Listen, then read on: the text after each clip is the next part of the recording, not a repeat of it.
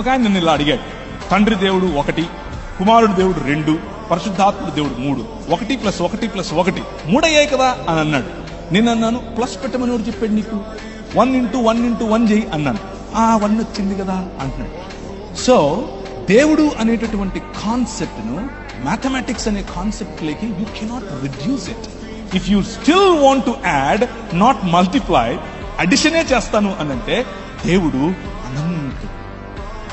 Why don't you add infinity plus infinity plus infinity అన్నాడు.